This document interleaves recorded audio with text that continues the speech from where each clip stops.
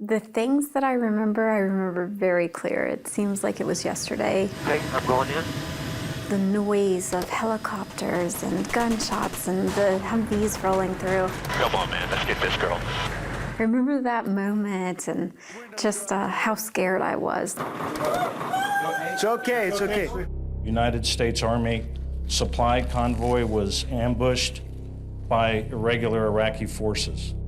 9 days earlier, in late March of 2003, 19-year-old Army Private Jessica Lynch of Palestine, West Virginia, experienced what she calls the deadliest day. Her supply convoy took a wrong turn, was ambushed, and came under heavy fire. Her gun jammed. All she could do was close her eyes and pray. The next thing she knew, she was in an Iraqi hospital with a fractured spine, broken arm, and shattered left leg, and no memory of the past 3 hours. There were all kinds of stories and rumors about what actually happened to you, whether you were tortured, sexually abused. There are reports that said that this is what occurred, and you know they have medical evidence of saying this is this and that took place. But I don't really speak about it because I don't remember it. I wasn't alert and conscious at the time. What Lynch does remember is the excellent medical care she received from the Iraqi doctors and nurses. They almost became like my guardians. Like I felt weird. I mean, like this is weird to say, but I really felt like they were my protectors. Like, You were surprised that the Iraqi doctors were trying to keep you alive. right. Were you a strong believer in Christ at the time? Yeah, because I mean, to be honest, I had nobody else to rely on but him. Like I had no one to talk to. Although she didn't know it at the time, her best friend, who drove their vehicle, died in the same hospital. 11 fellow soldiers had been killed. Others were wounded or captured. Then, on April 1st, she heard the sound of freedom.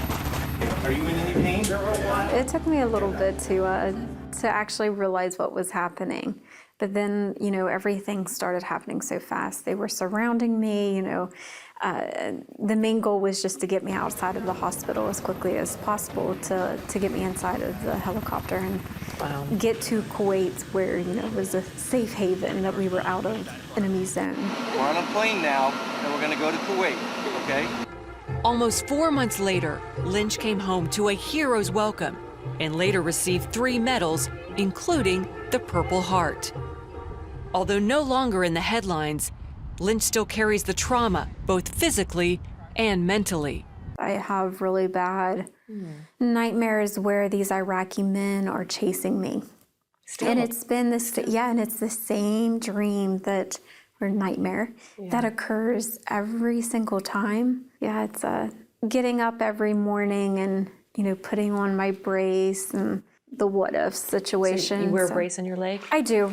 I have a leg brace that I wear because of the nerve damage that occurred within my back. I lost all feeling on my left side.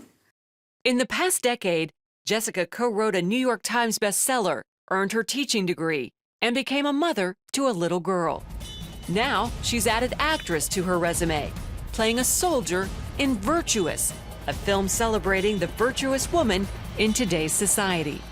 Did you ever think you'd be acting? No. No, this is something that's completely out of my comfort zone, but I'm glad that I gave it a shot and that I am a part of this film. Jessica says 11 years and 21 surgeries later, she's still uncomfortable with the label hero and points to those brave men and women serving right now on the front lines for our freedom. We need to still continue to pray and support them until they're all home safely. Wendy Griffith, CBN News.